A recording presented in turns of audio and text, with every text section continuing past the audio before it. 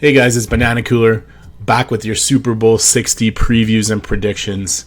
Now, this is the game everybody was waiting for all season between two stellar teams, two electric quarterbacks.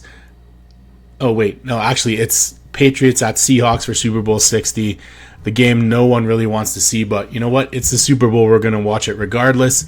It's, Drake May versus Sam Darnold.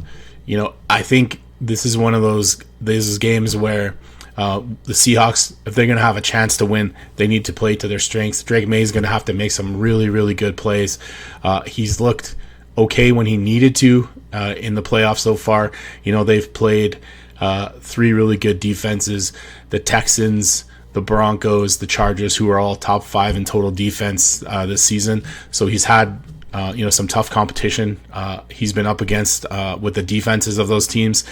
I don't think that's exactly a murderer's row of teams to go through to get to the Super Bowl for sure by any means, but here they are, right? And then on the other side, you have the Seahawks, led by Sam Darnold, who kind of is a reclamation project, right? Like he last season had a good season. He was with the Vikings. They looked good. They made the choice to get rid of him and go with J.J. McCarthy, which looks like a terrible idea now. And Darnold's in the Super Bowl and really looking to make the jump from being drafted by the Jets, which is kind of a death sentence for most players, to being a Super Bowl champion. So that's the storyline for the quarterbacks. I think you have a strong defense for both teams, but Seattle's defense, much better defense than the Patriots, in my opinion. They've allowed the fewest points all season in the NFL, and they're going to do the same in this game.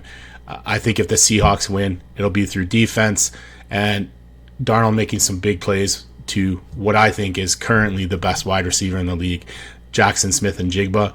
They also have Cooper Kupp as well, who has Super Bowl experience when he was with the Rams. Are we going to see a replay of the last time these two teams met in the Super Bowl where there's an interception with no time left? You see Russell Wilson throwing a pick to Malcolm Butler on the goal line when you should have ran the ball? I don't think so. Mike Vrabel is much different than Pete Carroll. Vrabel would have ran the ball every time in that instance. The Mike Vrabel experience has been really good. He's brought the team back from the Gerard Mayo era. The Mayo was left out of the fridge. It went bad, looked terrible, spoiled. But we're going to see, I think, a pretty decent first half, probably pretty close. Two teams feeling each other out. And I think the Seahawks really take over in the second half. Maybe a defensive INT for a touchdown, a pick six. Who knows? Could be I think there's going to be a defensive turnover that changes the course of the game early in the second half, and then I think the Seahawks run away with it. I like the Seahawks 34-17 to win Super Bowl 60. I'm looking forward to the halftime show. At least there's something good to look forward to with Bad Bunny. We'll see how that goes, and it should be an interesting game at least. Remember, this week's podcast is brought to you by tuna, canned tuna. It's not swimming anymore. Anyways, guys, let's like, review, subscribe, and we'll see you next week for a review of how the Super Bowl went. Take care.